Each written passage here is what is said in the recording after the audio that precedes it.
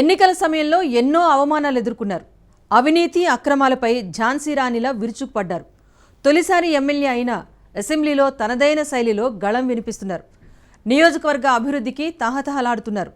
అయితే ద్వితీయ శ్రేణి నేతల అవినీతి అక్రమార్జన మరకలతో ఆమె ప్రతిష్ట మసకబారుతోందట. గ్రావెల్ ఇసుక మట్టి మాఫియా రెచ్చిపోతోందట.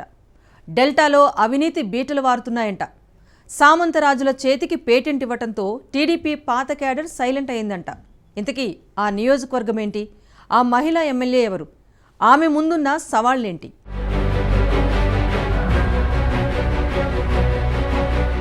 నెల్లూరు జిల్లాలో కోవూరు నియోజకవర్గ రాజకీయం ప్రత్యేకమని చెప్పాలి. ఇక్కడ నల్లపరెడ్ల హవా కొనసాగుతుంది. ప్రతిపక్షంలో ఉన్న పవర్ఫుల్ పాలిటిక్స్ నడిపిస్తారు నల్లపరెడ్డి ప్రసన్న కుమార్ రెడ్డి. అయితే గడిచిన సార్వత్రిక ఎన్నికల్లో అనూహ్యంగా రాజకీయ అరంగేట్రం చేసి నల్లపరెడ్డికే సవాల్ విసిరారు వేమిరెడ్డి ప్రశాంతిరెడ్డి. ఘోర అవమానాలను, విమర్శలను ఎదుర్కొన్నారు. వ్యక్తిగత దూషణలు, కుట్రల విషవలయాలను ఛేదించుకుని ఎన్నికల కథన రంగంలో జయకేతనం ఎగురవేశారు. ప్రసన్న కుమార్ రెడ్డి నడిపించిన అవినీతి దందాపై ఎన్నికల ప్రచారంలో విరుచుకుపడింది ప్రశాంతమ్మ. గ్రావెల్, మట్టి, ఇసుక మాఫియా ఆట కట్టిస్తానన్నారు. అయితే అంత ఈజీ కాదని ఎమ్మెల్యే అయ్యాక తెలిసొచ్చింది ప్రశాంతిరెడ్డికి.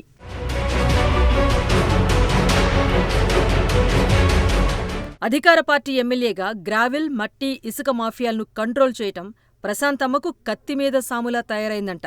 విడవమంటే పాముకి కోపం, కరవమంటే కప్పకి కోపంలా తయారైందంట ప్రస్తుత పరిస్థితి. వైసీపీ 5 ఏళ్ల పాలనలో ఇసుక, గ్రావెల్, మట్టి మాఫియా యథేచ్ఛగా రెచ్చిపోయింది. వైసీపీ నాయకుల సంపాదన సైతం జెట్ స్పీడ్తో పెరిగిపోయిందంట. నాడు అవినీతిపై పోరాటం చేసిన తెలుగు తమ్ముళ్లు నేడు అదే బాటలో ముందుకు సాగుతున్నారంట. ఈ దందాలను ప్రశాంతమ్మ కొన్ని రోజులు నియంత్రించినప్పటికీ శాశ్వతంగా అది సాధ్యపడటం లేదంట. డెల్టా ప్రాంతంలోని కోవూరు నియోజకవర్గం అవినీతితో బీటలు వారుతోందట. ఇప్పుడు ఆ మాఫియా రెచ్చిపోతున్న తీరు ఎమ్మెల్యేకి చెడ్డ పేరు తెచ్చిపెడుతోందంట.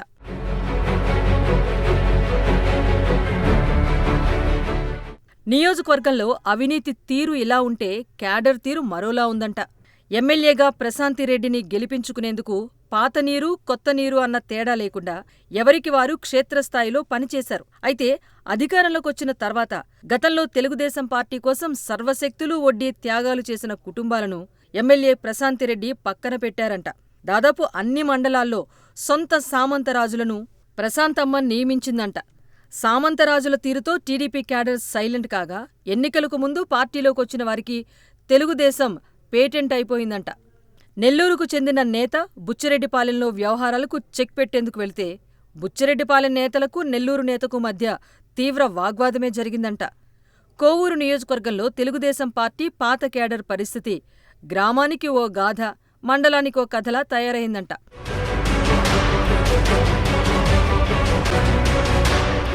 తొలిసారి శాసనసభ్యురాలైన అసెంబ్లీలో తన గళం గట్టిగానే వినిపిస్తున్నారు వేమిరెడ్డి ప్రశాంతిరెడ్డి.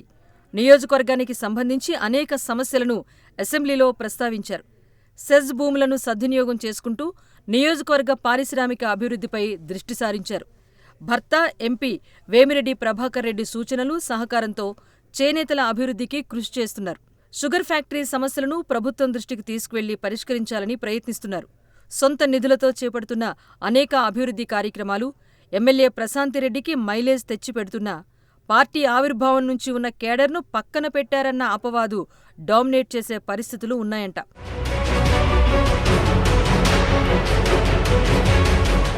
అభివృద్ధిపై స్పష్టమైన విధానంతో ముందుకు వెళ్తున్న ప్రశాంతమ్మ పాత టీడీపీ నేతలను పరిగణలోకి తీసుకుంటారా? పరిస్థితులను చక్కదిద్ది పాత నీరు, కొత్త నీరు ఒకే కుండలో కలిపేస్తారా? అవినీతి మాఫియాలపై ఉక్కుపాదం మోపుతారా? కాలమే సమాధానం చెప్పాలి.